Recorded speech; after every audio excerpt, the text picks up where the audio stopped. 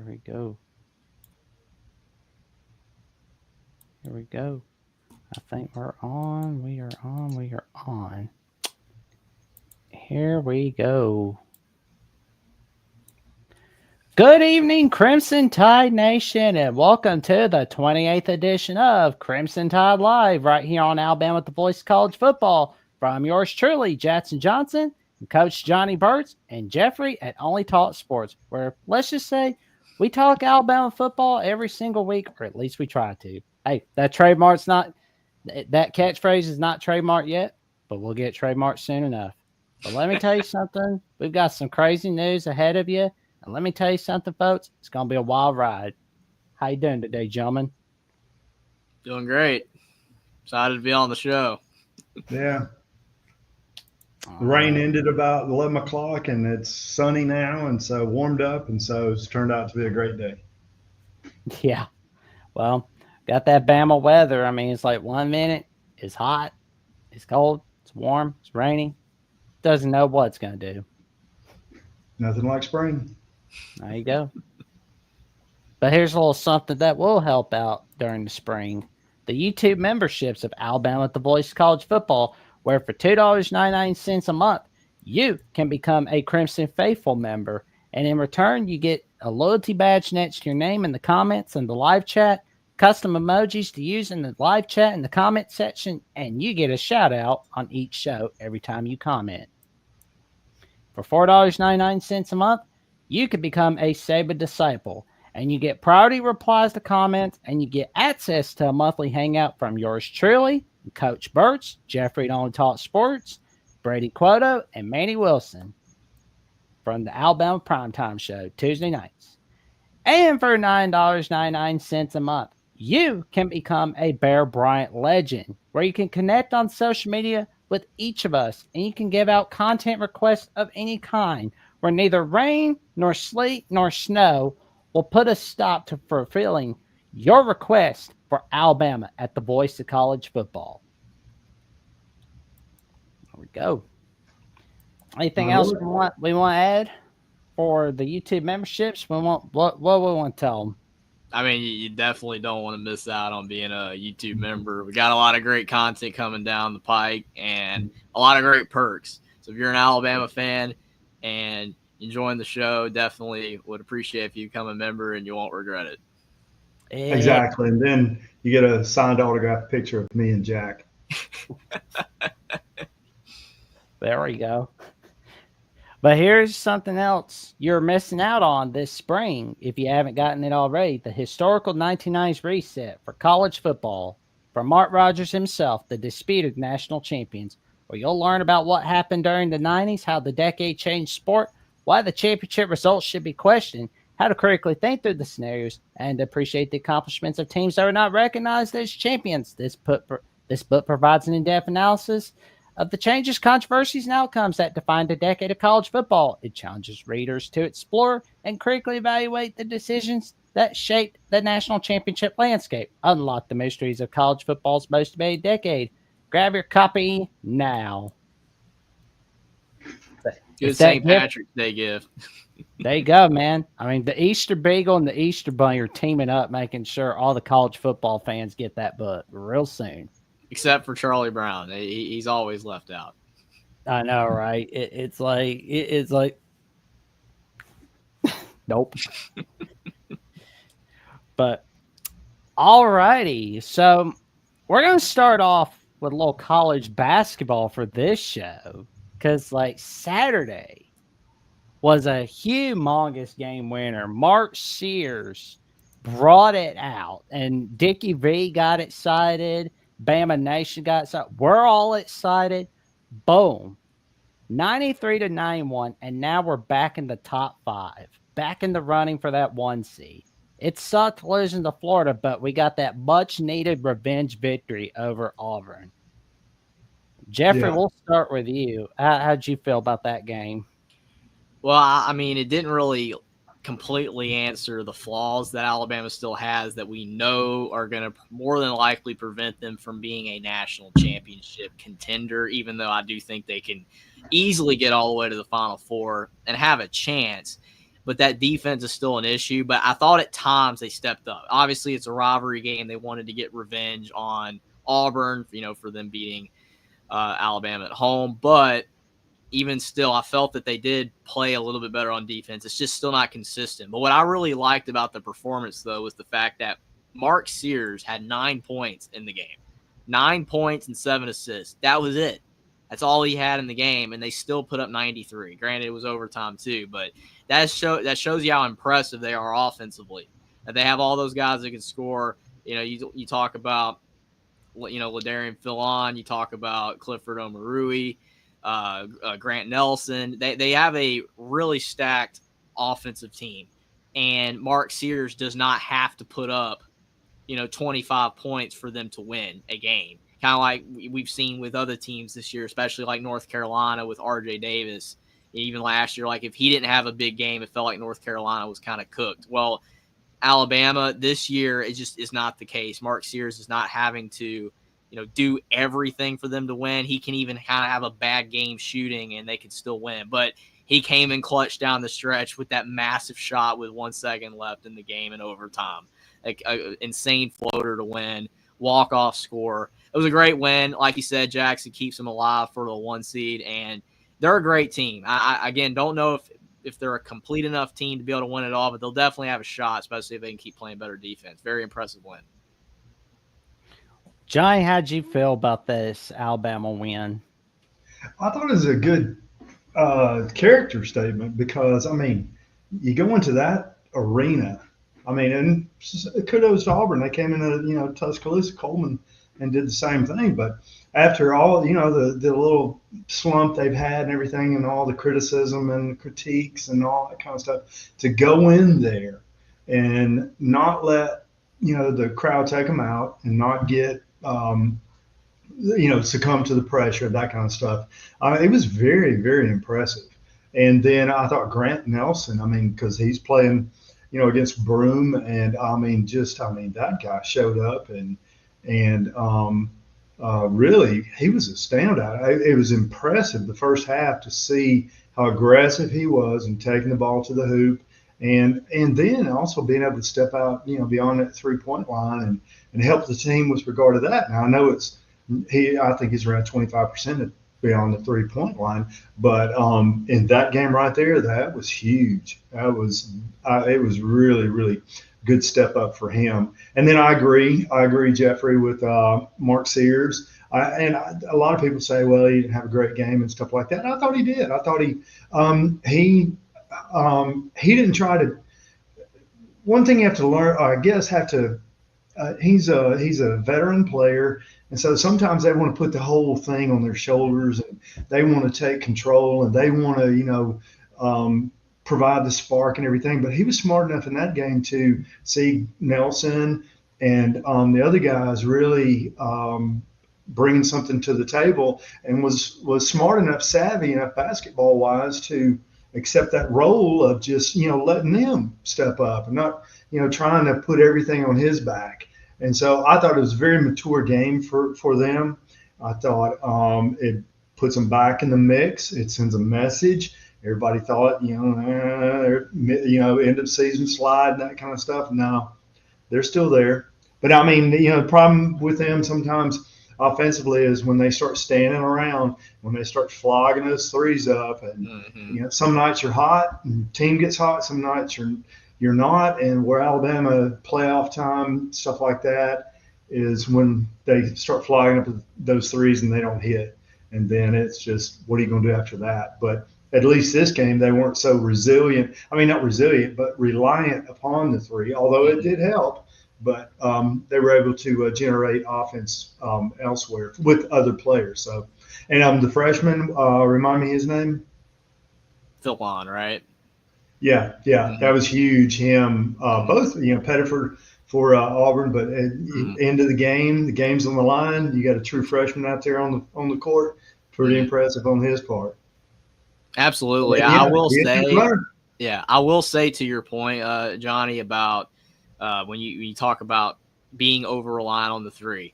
it's not even for me like being over reliant. It's just the quality of look. Like if it's in the flow of the offense, like if Sears is setting it up and he like drives and then he just kicks it out to a guy and he's, like got a decent looking shot and the pass is right in his hands.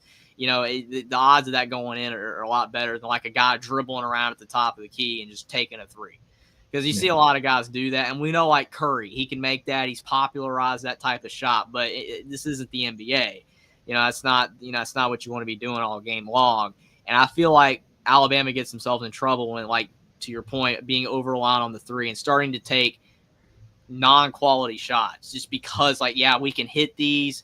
Things just kind of aren't working, so we're just going to, like, take the first shot we have, hope it goes in to get some momentum back. When you just have to, be strategic with your offense, know when to go inside, when to kick it out for the threes. And like you said, I felt Mark Sears did an excellent job with managing the game, especially because he knew his teammates were hot. Like, it's not my game to shine, it's theirs. And Grant Nelson, when he's playing well, it raises the ceiling of the team by far. He was in a little bit of a slump recently, which I think attributed to their slide. And now he looks like he's back in full force. And if he can play like that in the tournament, that will definitely help. Oh, yeah. The game's changed a lot from back when I played basketball and coached basketball. But, back in the old days, you started inside and worked your way out. Mm-hmm. But now, I don't know, you got guys shooting threes from half court. And so now it's kind of where I worry about Alabama is when they start the game, they're just flogging up threes. I'd rather see them go inside and just, see what's going on in there. Because, it's easier shot sometimes. Get it inside and go from there. But I worry about Alabama, and when they come, start the game flogging up those threes, they're not successful. And then now it's just I like the game that we saw this past Saturday, where go inside, Grant Nelson, go first option there, and then, take the game from that aspect. So anyway. Well, and if they want to save the game, they're going to have to eliminate the three. It's just too easy. Put it back to a 2-point. Yeah. You got guys throwing up threes from almost half court. It's no fun. You know what I'm saying? It's no fun. Just take it away and just everything's 2-point shot, and then we'll see what happens.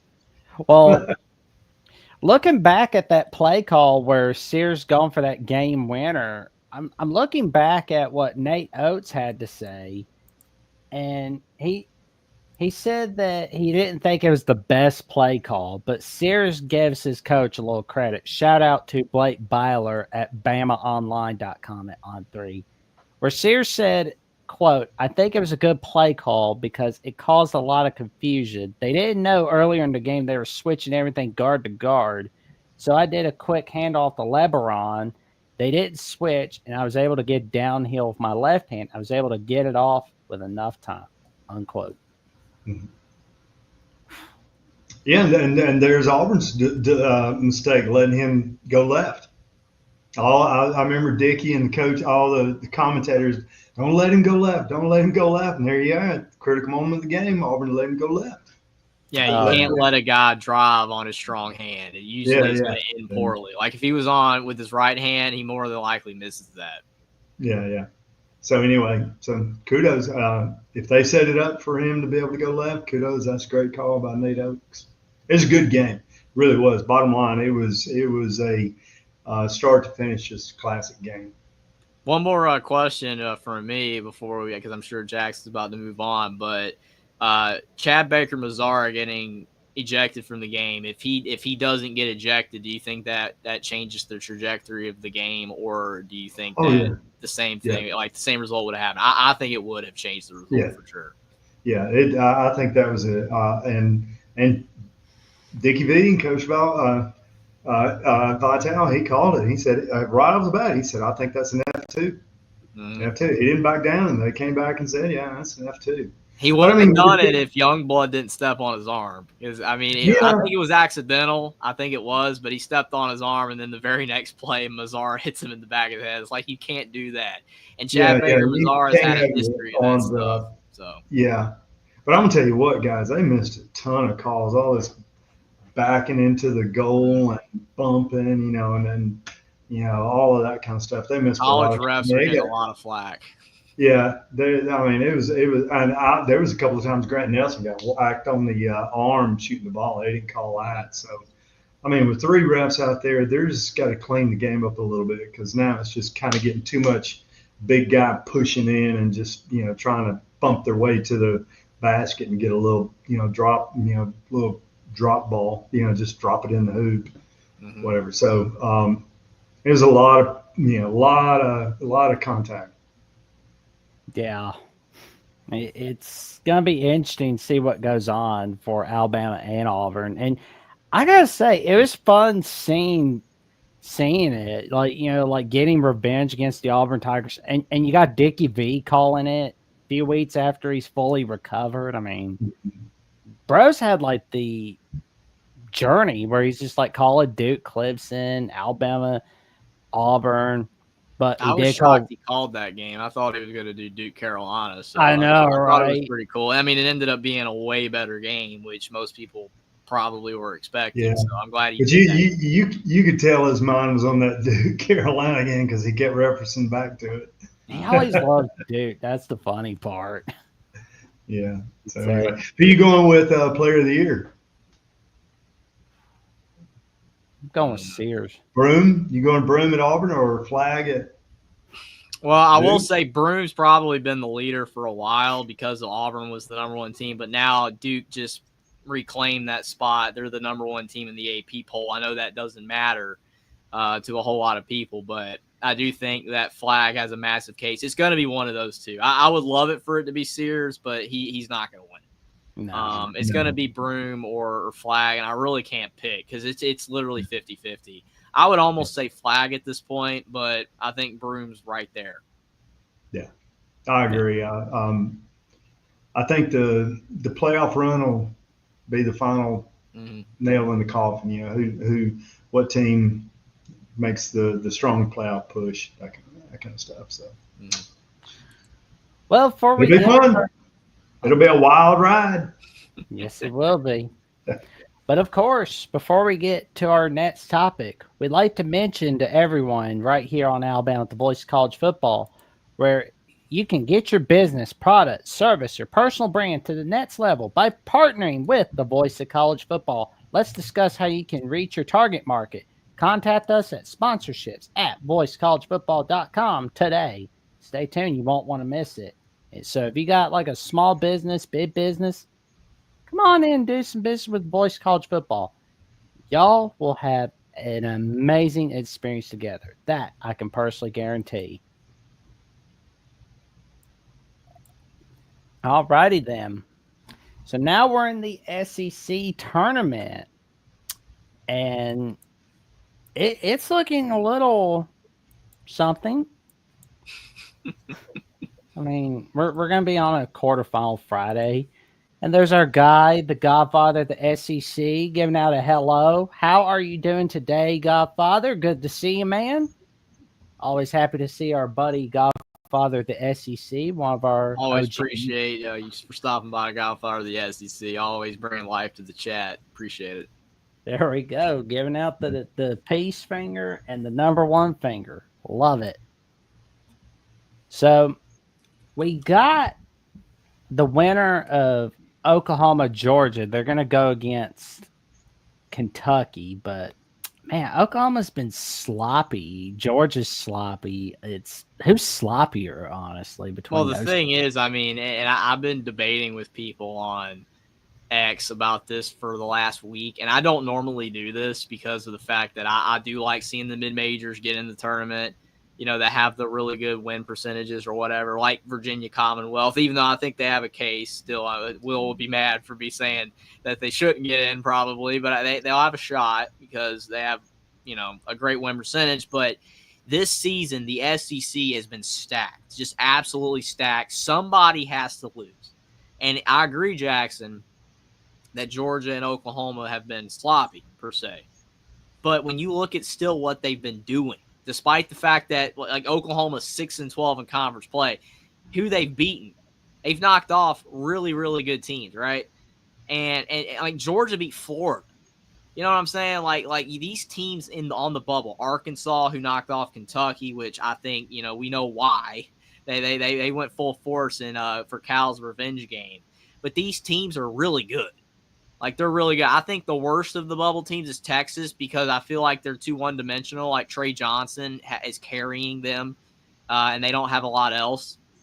Tremont Mark's not bad, but, like, the rest of the teams, they're not a quality team. It's one really great player. But Oklahoma, Georgia, Arkansas, Vanderbilt as well is kind of, hanging still. Like, they're probably going to be a lock, but they've been on the bubble a lot. These teams are really good, but somebody has to lose. The SEC is so stacked. There are no bad teams. So while you could say Georgia and Oklahoma are sloppy, these teams are still quality. They're better than essentially the entire ACC outside of Duke, Clemson, and Louisville. And you could even maybe debate Georgia versus Louisville-ish, like in that range. These are great. These are really solid teams. And they're only on the bubble because, again, the SEC is so stacked that they lost all these games. But the SEC tournament is going to be a dogfight. It's going to be an absolute dogfight. And whoever wins this thing, wow. I could see 7 teams out of the SEC winning this tournament. Yeah. I mean, because like you mentioned just now about how like the 2025 edition of the SEC is stacked. It feels kind of like the 2011 season with the Big East. This is better. This is better, like way better than that league. And I'm sure Big East fans, or if they're any here, are mad because that was a great conference. I don't know what's going to happen in the tournament. I don't know, whether or not like some of these teams fizzle out early in the tournament. We'll see. But at least regular season wise, this is like the best conference I've ever seen from top to bottom. The Big 12's had a couple really good years, but this is a stacked league. And I do agree with Will's point here. It will be interesting to see if some teams don't really try too hard because they don't want any injuries. That's an interesting point. But if every team, especially those bubble teams, if they're fighting like Georgia and Oklahoma to secure a bid, I mean, they're going to be hunting. So it's going to be crazy. Well, and I kind of feel like if we're seeing like Auburn, Florida in the SEC title on Sunday, they're both 1 seeds. If Alabama and Auburn are both in the SEC title, I honestly feel like Alabama, Auburn, Florida, because I mean it's still a dogfight over who's going to be the 1 seed. Auburn's number 3, Florida's number 4, Alabama's number 5. Mm-hmm. So it's basically if you get to the title game, you're a 1 seed. No ifs, ands, or buts. It's just about Duke, if they're lose, which I don't think they're going to lose in the ACC. Even if tournament. Duke loses early, I think they'll still give them a 1 seed though, because of the fact that their record's too good, and it's Duke. Duke needed to lose like another game or 2 in the ACC regular season for that to happen. I mean, if they lose like in their first game of the ACC tournament, maybe. But I think they'll give Duke a 1 seed regardless. They're very likely going to be a 1 seed because, I mean, they're the number 1 ranked team right now in the AP poll. And I know that doesn't matter when it comes to bracketology, but I just don't see them losing 1 game right now and then them dropping all the way to the 2 line. I don't see it. No. Well, I'll tell you another thing. According to, the entirety of the season, the SEC tournament should come down to the top 4 seeds: Tennessee, Florida, Alabama, Auburn. Maybe one team will get hot, pull the big upset, and in the quarterfinals, maybe in the semifinals. But right now, across the board, you're looking at an SEC tournament pretty much. If I were betting, we'll look at the Las Vegas odds next week and that kind of stuff. But if I were betting right now, I would say that all 4 teams, top 4 teams, are going to make it to the semifinals. Then from there we go, and we'll see what happens. I mean, it's who shows up. So I'll predict that, to me, because all 4 teams probably going to make it to the semifinal round. I think Alabama's the one sitting on the outside, really. Alabama, Tennessee. I think if Florida gets to the semifinals, I think they'd probably be a top 4. Auburn, whatever, be a top 4, and then we'll see who after that. If Alabama goes to the championship game, I don't think Alabama will be a 1 seed unless they make it to the championship game. They've got to beat Florida. All right. because Florida's already beaten them. So if Alabama gets to the championship game, they'll be a 1 seed, and then Florida might be the one sitting on the outside. But I do think the bracket is the way it should be, and I think that the top 4 teams, including Tennessee, should be fine, and then we'll see what happens in the semifinal round, and whoever gets in the championship game are going to be 1 seeds. Yeah, I agree 100% on Yeah. that. I think if we can pull a 3rd team in there, then that'll be, the 3rd team would be Alabama, Florida. I think it would, like, for the SEC to get 3 number 1 seeds, it would be probably in the conference's best interest for Auburn to lose, because they're going to be a 1 seed anyway. So you want that title game to be between, those teams trying to become 1 seeds. So if it's like Bama, Tennessee, something of that nature, then like you said, both of them will be 1s. Bama, Florida, whatever, like both of those will be 1s. If Auburn's making the title game, they're already a 1 seed anyway. So like Auburn can't make the title game for the SEC to get 3, in my opinion. Maybe it still would happen, but if Auburn doesn't make the title game, that obviously the odds. It too depends on other teams. Duke, and we'll see how much love affair Duke lays an egg and they just pack it up for the tournament and lay an egg, which probably not going to happen. But if Duke lays an egg, then you got Houston too. They're the other outlier. Right now Houston's on the 1 line. If they lost early, maybe you could see that. So yeah, because I mean it would be insane if somehow Duke and Houston both lost in the first round. You can maybe get 4 SEC all 4. I don't think it's gonna happen, but that would be crazy. I think there's too much love affair with Duke. Yes, Duke. I think they're gonna be it no matter what. But Houston's probably the one maybe that can be displaced, but it's still gonna be hard because they got a great record too. Well, and I don't think this would happen, but if we were losing in the quarterfinals to Kentucky or Georgia or Oklahoma, I doubt we'd be losing to Oklahoma or Georgia. But if there was that possibility, I feel like we would be a 3 seed at the worst, or like the last bit of the 2 seeds. We'll be a 2. I don't think we're gonna fall to a 3. We got the issue is, like, I know it's the losses. We'd have 8 losses then. But we have so many great wins. The resume is so strong. And the schedule, guys. The schedule. I mean, you gotta look at the schedule. It's been murder's row for Alabama. Crap. Come on. I mean, you could be right, Jackson, but I would see it too, honestly, still. But yeah. Because, I mean, you're talking like St. John's right now is on the 2 line. St. John's is on the 2 line, and they don't have a lot of great wins. I mean, they're like the Big East was a lot weaker this year. You also have Michigan State on the 2 line. And then on the 3 seed, you got Texas Tech, Kentucky, Iowa State, Texas A&M. None of those teams can really pass Alabama. I mean, the only way, if like A&M and Kentucky went all the way to the end. If A&M and Kentucky, that's why I'm saying like maybe 7, because Kentucky and A&M are both really good too. Maybe they make a run all the way to the final. If they do, then maybe Bama could fall to a 3. But I still don't see it. I think Bama, regardless, is going to be a 2, even if they lose. Well, nobody really thought that Connecticut basketball would make a run in the 2011 Big East tournament at that time, because they had that sloppy end to the regular season, but then they're winning 5 games in 5 days.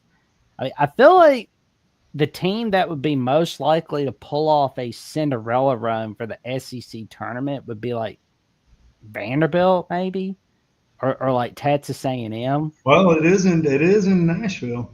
A&M is very well possible because they're really good. A&M and Kentucky. If Kentucky was healthy, oh boy, they'd have been a problem. They're really good with the injuries, but if they were healthy, I mean, they haven't even had a point guard for a month and a half, and they're still. So I'm going to throw one team out. Just think about it for a second. Missouri's been sliding, but when they were playing well earlier in the year, including when they beat Alabama, they were really good. But for some reason, they've been iffy the last couple weeks. I know, but could they? Yeah, but you look. Could they get hot? Yeah. Ole Miss good too. They're good. Anybody? I'm Ole Miss is good. I mean, they're all grabbing good. straws. They're I all agree. good. I've never seen a conference this deep. I'm overthinking Mississippi it. State. I mean, Chris Beard's doing a good job over there at Ole Miss. It's Chris like you would Beard to IU. Sorry, that's my plug, Jack. Oh man, I was telling you. Oh man, Joe, and I was telling you the other day when we were talking about Jeffrey. Though I told you a little bit about Jeffrey's backstory about why Indiana is his feel bad team. It's like, oh man, it had a lot to do with the Kelvin Sampson stuff. Yes, it's not did not make me very thrilled to read about that. No. Like the start, they kind of made it seem like that he was taking a bunch of candy from babies. Yeah, he's like, oh, he's a villain. He's a terrible person. Now he's at Houston. He's a great coach. He's an icon of college basketball. Okay, sure, whatever. That's fine. But okay. Oh man, backstories are so much fun to go over. They are so much. That's why cartoons have so many of them. Agreed. But oh man, back to the football side of things, because it's been a minute, but our guy Kane Womack seems to be doing all right so far in his second year at Bama. How are you guys feeling about it going into spring practice? Well, I tell you, the strength of Alabama's team next year is going to be on that defense. I mean, that defense is going to has a chance to be pretty good. Secondary's loaded and experienced. Linebackers, Lawson coming back. You got Keenan on the up front. That defense is going to be pretty stacked, and recruiting is looking pretty good with a couple of corners that have a good opportunity to come in and play. And so, only thing I'm gonna say, Jack, you know what I'm gonna say? Dump the 3-3-5. Dump it. Do not ever line up it unless it's end of the game, pass defense, Hail Mary. Do not line up in that stupid 3-3-5. But I mean, Overton. I mean, Keenan. Am I saying that right? Tim Keenan. Yeah.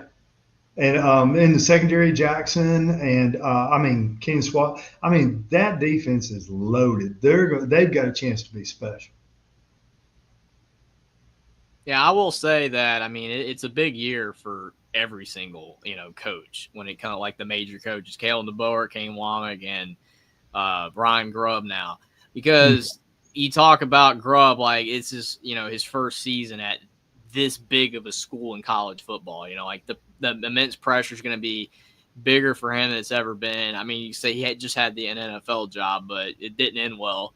And then when you look at Kane Womack, it's the second season, Kalen DeBoer's second season. Year one wasn't perfect. There was a lot of flaws. So, like, Alabama fans are like, you got to do better.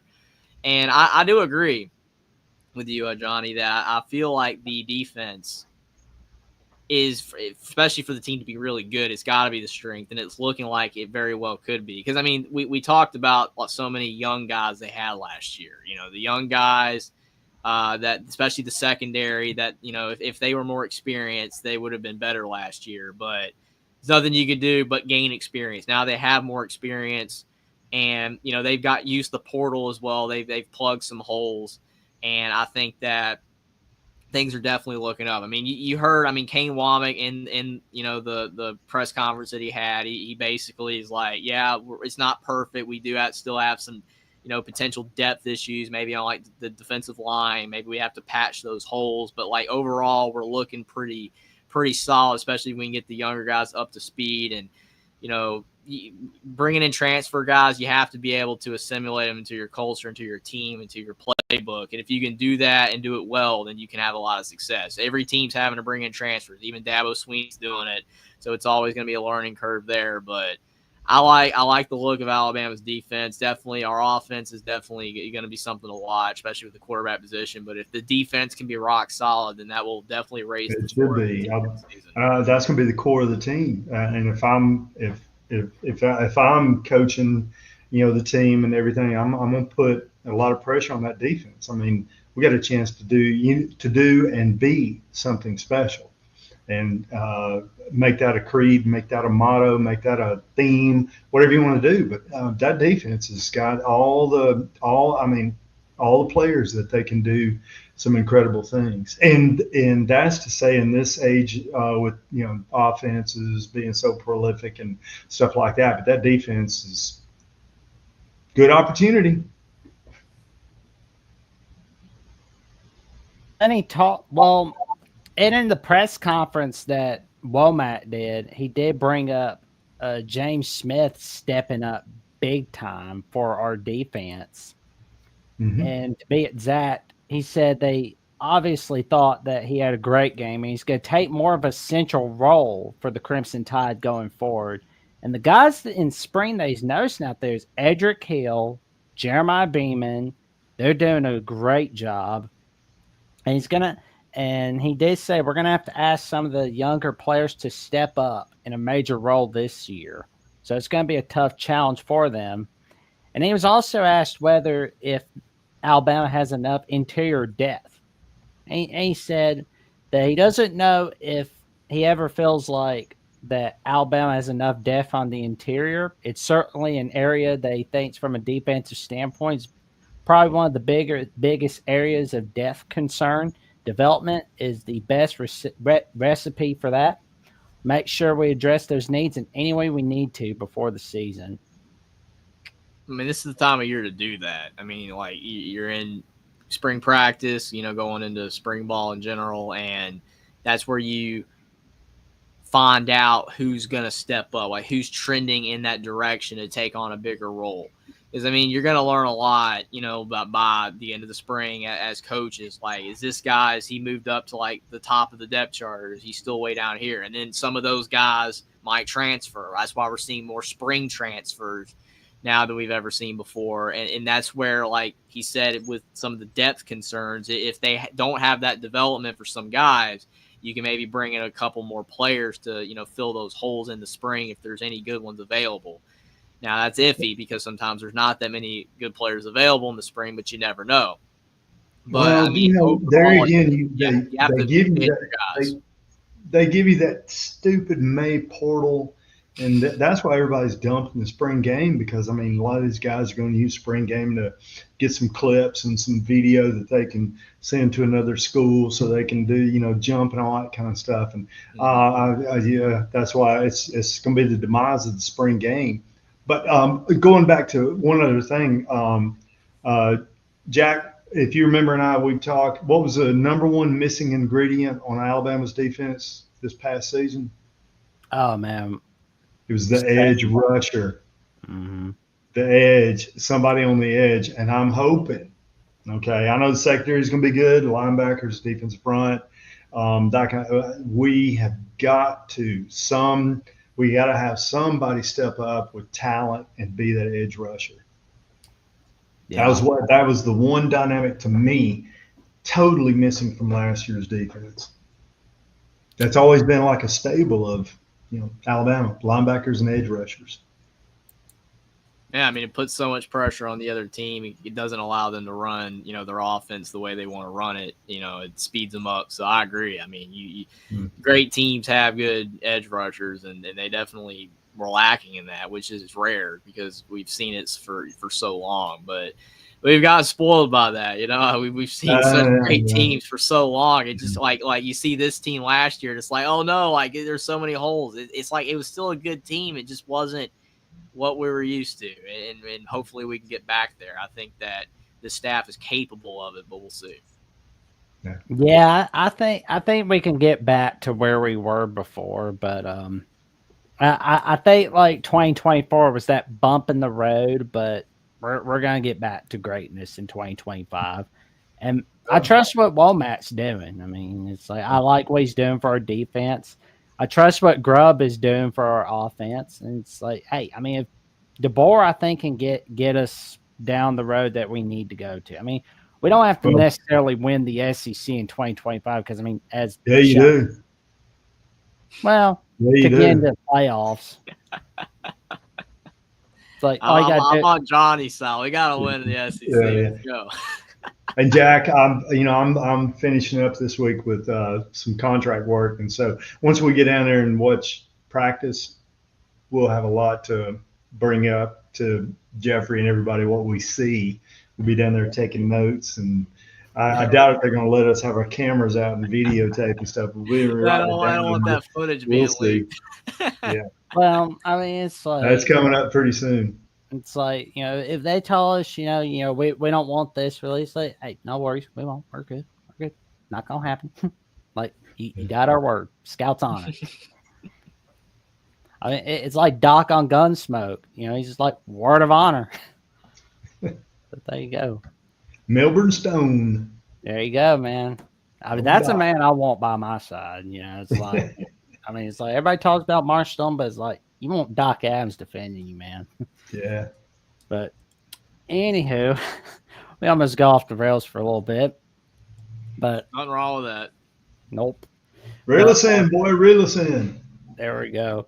Oh, Dejoun Lee. I'm liking what he's bringing for 2025. I'm so excited to see him for Alabama for 2025. It's always great seeing some cornerbacks. Mm-hmm. We gotta have some good wins against Florida State, which I mean we should, because I mean if we don't blow out Florida State, then it's already going to be a disappointment of a season for most people, and it's like the season hasn't even begun. And I know it's way too early to tell after one game, like if they barely win, but they can't lose. Like I don't care how much better Florida State is, you got to dominate in that game. Well, Florida State's spending too much of their time throwing fits at the grocery store about how they're still in the ACC. So, so they're like, yeah. It's like, what about Florida State, Miami? Yeah, we don't care. We don't care. All right. But so we have another addition to our coaching staff. And guy's name is Tevin Madison. He's from Illinois State. He was a defensive backs coach. And John Bryce of Football Scoop was the first man to report this bit of news. He is a native of Fayette, Alabama, which is located almost 50 minutes north of Tuscaloosa. During his college career, he played at Texas Tech for 3 seasons before he transferred. Say his name again. Tevin Madison. How old is he? He played, it doesn't really say, but he's young enough. Well, when I was at Coleman, we played Fayette County. I'm wondering if I coached against him when he was a high school player. Oh, man. County. Yeah. That would be crazy if you did. That's crazy. Yeah. Because I remember, there's nothing wrong with that in young talent, to a coaching staff. So I mean, and he's from Alabama, so the roots are there. So I think can't really complain about the addition at all. No. Walden Tucker was a coach back then, and he's a legend. Walden Tucker. Yeah. His son played in Alabama. Oh, he went to Texas Tech 2015, so he did. No, I'd be after me. Yeah. So I think he might know Patrick Mahomes. He's got his number. That's why I'm a lot older. So if he's still there, that's a good high school football program, Fayette County. That's a good high school football program. Yeah, I think it's pretty cool that we got a guy who is teammates with Patrick Mahomes on our staff. And probably he didn't play that much if he transferred to West Alabama in his final year. But I mean, you don't have to be like a dynamic player to be a dynamic coach. That's not like intuitive, or it goes hand in hand. Hey, Jeffrey, a lot of great coaches or great players fail as coaches. So, Jeffrey, I'm gonna go old school on you. All right, it was Livingston. It was Livingston University, and then why on earth those people, these brainiacs and whatever decided to go to a directional school and change the name from Livingston University to West Alabama. Yeah, But for somebody like me, I that's played against I played against them. It was Livingston back then. They're part of the old Gulf South Conference. The old Gulf South Conference when I played was you had Delta State where I played, and you had UNA, you had Jacksonville State, Troy, Livingston, Valdosta, some other schools, but it was Livingston. They went to a directional school. That's Anyway. crazy. I mean, it's like Jacksonville State and Troy, like they're in the FBS. Yeah, exactly. And like the other ones aren't. Now, Florence, UNA was at one time Florence State University, but they changed to University of North Alabama. But then I think it was in some point in time in the 90s that Livingston decided to go rogue and go directional school, West Alabama. I've never called it that in my life. I always Livingston. That's funny. Good school. I mean, it's like I know some people that like they still call it Memphis State. They won't call it University of Memphis. Yeah, like it's Memphis exactly. State because that's what it was called when I was there. It's like a lot of people do that, Yeah.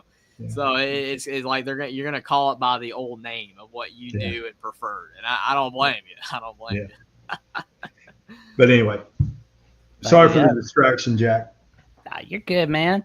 It's fun seeing a guy like Tevin Madison join our staff for the Crimson Tide. Like, I want to see if we can get some more magic for 2025. Like, I'm excited to see what our secondary will bring.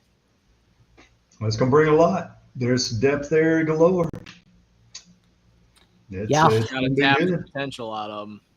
I mean, I coach secondary. I played in secondary. I'm going to be a critic. I mean, I've got a little knowledge about what goes on back there, and so I'm going to be a big time critic. But I know there's a lot of talent there, and I know there's a lot of experience. So I'm expecting big things. Big things. There you go. Big things coming up. I thought as the season went along last year, I thought they got better and better and better. And you know me, Jack, I was a big critic. And so, and I've said it since the season was over. I've said that secondary is loaded. Defense was way better against Oklahoma and Michigan and teams like that than it was against Vanderbilt in South Carolina earlier in the year. The defense got better. It's just that offense. they were not doing anything. So yeah, and me, I was big on those offensive tackles. I mean, Milroe, he didn't get a lot of help. I mean, that guy was constantly just under pressure. And so a lot of people want to put a lot of blame on Milroe. I don't. I played that position, and I didn't think, he got a lot of help up front at all. I thought the center position was pretty good. I thought the guards, but the tackles on either side were not. Too big. Not very much mobility, and that's why I was saying Booker needs to go to guard. Yeah. So anyway, well, my 2 cents, Jack. There we go. Oh man, that's funny, man. Well, alrighty. I think we've got some early spring practice thoughts. I'm curious to see like how we're doing, because like I think we're doing just fine, but how are you guys feeling about it so far? Everything I feel like Kane Womack seems pretty positive, and I mean, seems like everybody's high on Keelan Russell so far. And I mean, if he pans out and the defense pans out and the offensive line gets better, then we're going to be in a lot better shape next season. But if one of those things doesn't work out, then we're going to have some problems. But so far in spring practice, they seem positive, and the little bit of footage that we've got, it looks good. But it's just so early. It's almost impossible to really gauge. But I think the early thoughts is that it's overly positive so far. Well, what I'm gonna say, Jack, is when we go down there and watch, and when I see what's going on, I'll be definitely able to bring something to the table with with regard to that. I mean, we're listening to what other people are saying and stuff like that, and they're always going to gloss it. gloss it over and everything's great, that kind of stuff. When I get down there and see what's going on, which will be in the next couple of weeks, we get down there, then I'll bring something to the table with regard to that. But yeah, it's a lot better to get the live footage and just hear them say it. Because, I mean, they can be horrible and like, oh, well, we're doing great because they can't tell it. Some gloss it over and it'll be interesting. I'm curious to see the quarterback position.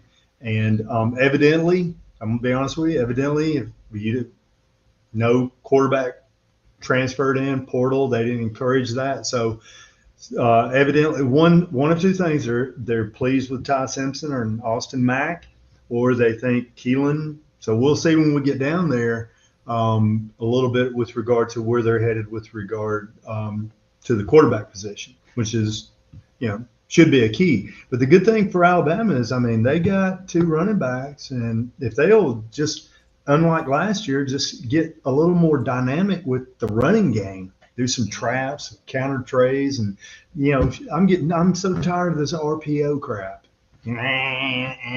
I'm so tired of it. I mean, the defense has adapted to it. I mean, defense you wouldn't like the mesh. You've seen the mesh thing Wake Forest does, right? Or they were doing. Yeah. That's the worst, where they're just like holding it and they're going in, and then he finally pulls back and throws. It's like, what are you doing? It looks so dumb. Defenses always adapt and they always overcome. And, like the speed, back in the 90s, not 90s, but 2000s with Auburn, everybody's running hurry up with mouths on and that kind of stuff. Defense, we got some more fast twitch, whatever. And then the substitution rules. And so now the RPO then took over and defenses have learned to come up and just close it down, boom, just like that. So there's going to have to be a new paradigm shift with regard to what teams are doing on offense, and we'll see what it is. But it'll be interesting. And so for Alabama, I'd like to get down there and see where they're going with the quarterback position. There we go, and we'll learn a little more as well when the spring game comes out on April 12th. Although it won't be televised, but we get to see it behind the scenes. So. We get to see what everybody else won't see, so that's fun, right?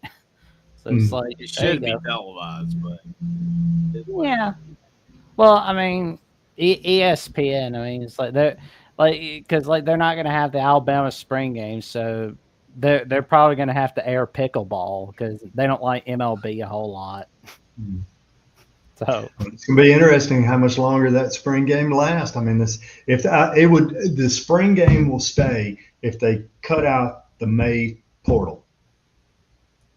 Because a lot of these kids are using the spring, whatever, they're busting their little butts and all that kind of stuff, okay, to generate income, generate value for themselves so they can just boom, May portal, whatever. So if they drop the May portal, then spring game will stay. But if they keep the May portal, coaches, screw it.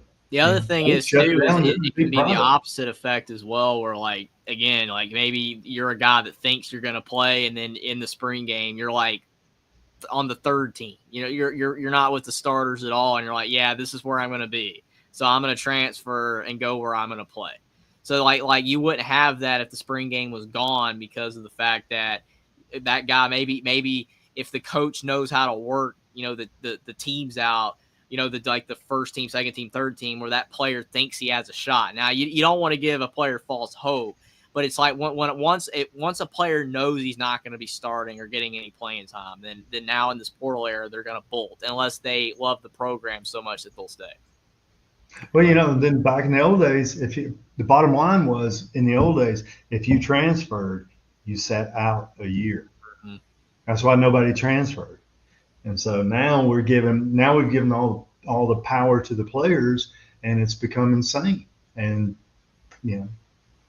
And the other thing is too is that in the old days as well, with that rule, it's like they didn't want to transfer, but also it's like it made them want to work harder to overcome the odds so they could play. Like maybe I'm not good enough right now to start on this team, but if I put in the work, eventually I will. That's why you would see so many guys, like in Alabama's case, like Jake Coker, who never started, never played until his final year. He got his 1 year of fame at Alabama as starting quarterback and led it to a title. Derrick Henry was a big help, but still, that was great for him. But in today's era, he wouldn't have stayed. He would have transferred like everybody else. And I don't blame these guys for doing that, but it doesn't incentivize guys to work harder to become a starter, to be eventually in their final year, be that guy. It's like I have to transfer now so I'll play or I'm never going to play. That's not a good mindset because, again, having adversity and not being out there makes you want to work harder so you will be. But that's gone. Yeah, you're right. I agree.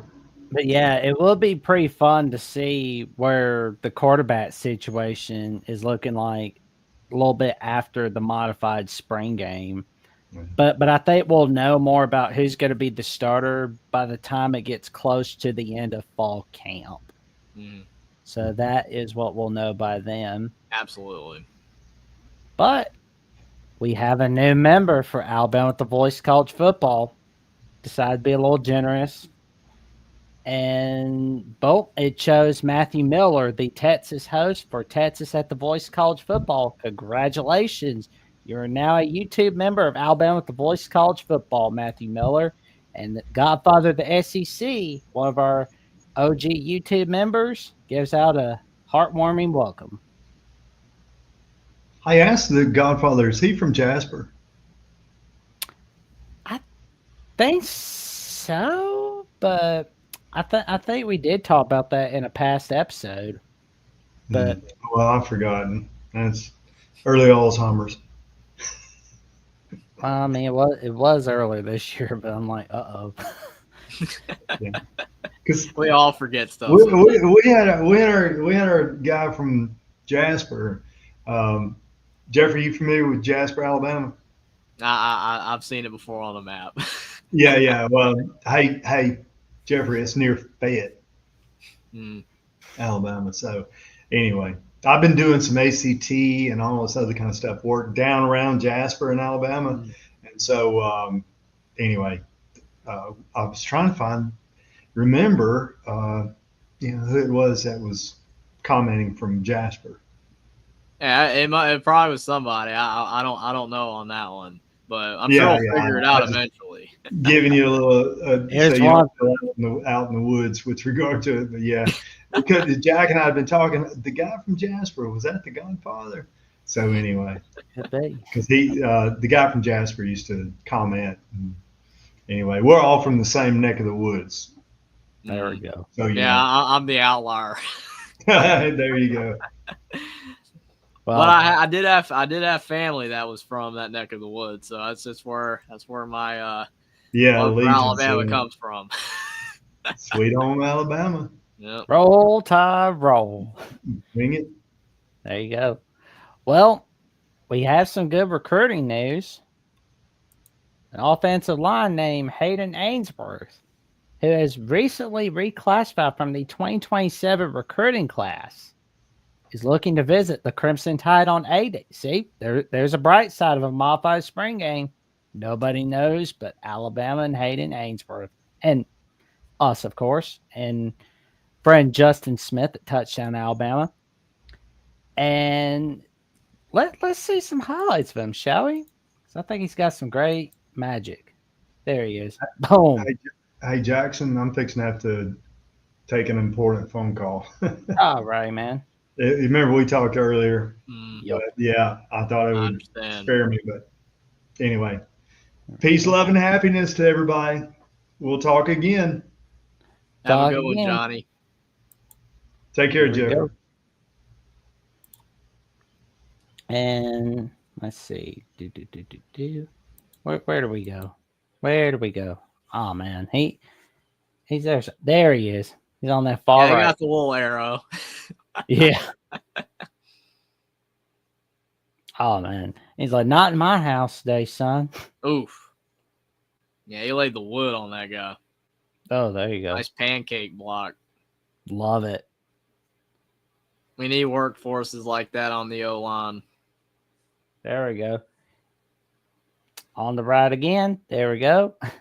Oh, there we go. Oh, we got to get him to come on. We got to get him to Bama. We've got to get this young man. Man. Oh, there he is. There he is. Oh, he's blocking. I'm ready for us to get him. Like that would be a huge win. Then, boom. Oh no. This is our house now. Yeah, I mean, he definitely looks promising for sure. I mean, you know, he's a guy that you definitely want to add to your roster from these highlights. I mean, he works hard. He definitely has, you know, strong body to be able to hold off defenders. It's the high school level, so again, it's hard to see how that's going to translate to college, but he looks like a guy that it will translate. And if Alabama's interested in him, you know he's good. So I'm not really concerned when it comes to that. Like Johnny was saying earlier, Alabama's tackles were not great this past season, so Alabama's got to get better on the entirety of the offensive line to help out, especially if it's Keelan Russell. It's a freshman. You don't want him getting overwhelmed, right? No. In the SEC, so definitely going to need better protection. There we go. Man, Tains need to make sure that he's safe and good to go. Oh, good God. Oh, there you go. He's blocking. He's blocking. Like, get your butt down. This is our house now. There you go. He's bringing the fire. Bro is bringing out the fire. Loving it. There we go. There we go. But yeah, I got to be honest. Like, this is a bright future that we have. Mm-hmm. You just got to keep recruiting at a high level. I mean, so many other great programs are bringing in 5 stars all the time. So, you know, Alabama's can't fall behind. Nick Saban set a standard for recruiting. So hopefully Alabama can keep it up. And it looks like they're doing pretty good right now if they're able to land these type of guys. Well, and we got another one, Nolan Wilson, coming on in. So that is going to be really fun to see him coming out. There we go. And there's more. Here we go. Here we go. Football is a lines of scrimmage game. You know, like you have to have good offensive linemen and good defensive linemen. If you can outwork the other team on both sides of the ball on the lines of scrimmage, then you're in great shape to win. You need the skill position players, but none of that matters if you don't have a good offensive and defensive line. There we go. There's the young man, Nolan Wilson. Like, I'm hoping we can get him. That would be cool. Like, because that would be a huge win. It's very well possible. Hopefully the visit goes well, both visits. Yeah, because like we need to get some big wins for 2026 and beyond. And there's another sack that he's going to give out. Here we go. Here we go. Boom. Knock him down. Wow. Knock him down.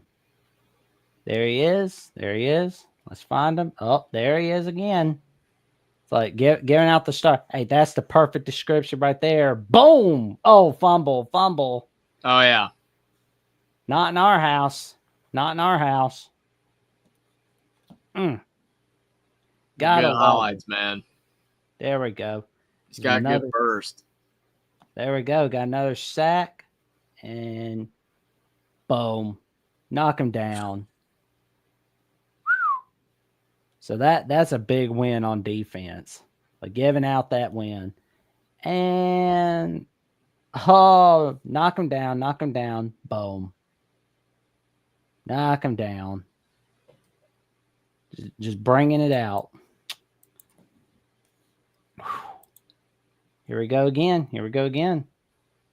Boom. Let's see if we can find some more film. Yeah, he's laying the wood, man. There we go. There we go. Here comes the boom. Oh, there we go. Coming on the return. Boom! Nothing. Completely blew that up. There we go. More big plays. Here we go. And where is he? There he is. There's the star. Boom! You don't want to mess with Nolan Wilson. There you go. There he is. Boom! He knock him down. Tackle for a loss. He looks like he's going to be really good. Yeah, that's definitely a guy that Alabama wants to add. There we go. And only a couple more plays we're going to show. And then we're going to tell everybody where they can find you, good buddy. There we go. There we go. Oh man. They're not going to mess with Nolan Wilson. They're not going to. Oh, man. Let's go. Oh, sorry, young man. You're not going anywhere tonight. We don't want to get hit by that guy, man. Nope. No, you do not. Oh, man. He's going to get him. Get him. Oh, yeah. Oh, yeah. Got him. No shot. Oh, wow. Pass deflection. He's gonna bat it down.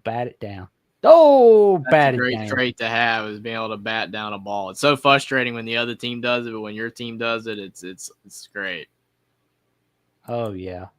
And we're going to see Nolan Wilson yet again. There he is. Oh, man. There he is. There's the boom. And that's the recruiting updates on our young men, like Nolan Wilson and the other guy, Mr. Ainsworth. We hope we can get them both. And that would be a huge win right there. And that is the last part for today's show. But before we go, after we tell everybody where they can find Jeffrey at Only Talk Sports, we'll be telling you a little bit about the Voice College Football X and Instagram accounts. So, Jeffrey, what magic have you got going on this week, man? I definitely can't wait to be back on Thursday night to do the Alabama Crimson Tide call-in show at 10 o'clock Eastern time. That is always a fun time with you and me on that show. And, again, excited to be here at Alabama Crimson Tide Live every Monday night as a permanent member. So doing both shows with you and Johnny on Monday and you on Thursday. So definitely excited about that. And me and Will, again, maybe trying to get a show back together eventually. We'll see how that works out. And also might be doing a March Madness stream with Austin after the bracket is revealed next week. Possibly be able to do that. I see Will saying, Jeffrey, want to do a show tonight. I'll definitely get with you on that. See if we can maybe do that possibly later. I gotta go right now, but maybe later we're able to do that. That would be cool. And definitely appreciate everybody for being here tonight. And always great talking Alabama football and basketball. There we go, man. We'll be seeing Thursday night and Roll Tide. Roll Tide. There we go. And as for me, you can come on in and check out the Alabama channel at The Voice College Football, where you can get top-notch takes on Alabama football. Where, of course, where's the banner? There it is. You can check me out on Jackson Johnson 979 on YouTube. Check me out on Jackson VOCFB on @/Twitter and on Instagram and Threads, Jackson Johnson 543 908. And of course, you can check out the Voice College Football X account, where you can get top-notch discussion, debate, and analysis, where you can check out cool shows like Longhorns Live, Crimson Tide Live, Mark Rogers himself. Funny thing is, he and Cam Underwood doing some magic on Miami at the Voice College Football on today of all days, 2 days early. There we go. And you see Mark bringing out some magic on Buckeyes Live with Steve and Tony. And you got the transfer linebackers top 10 per 247 Sports, the Monday lineup, Sunday show, Tyler Whitfield and Tyler Natuno bringing out that magic on Florida Gators Live, on Florida at the Voice College Football, and so much more. And of course, the Voice of College Football Instagram account, where you can get top-notch discussion, debate, and analysis, where you can get the best nicknames of all time. Personally, I would put the Mount Cody one at the top 10, but that's just me now, because, I mean, you don't forget a young man like Mount Cody. There's just things you don't do, especially in all college football. You don't forget a man like that. I mean, the magic that he brought out, good grief. And you got Manziel, Jerome Bettis, the Honey Badger, Tyrone Matthews, Prime Time, Ishmael.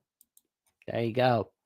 So you got some magic all over the place from the Voice College Football Instagram account.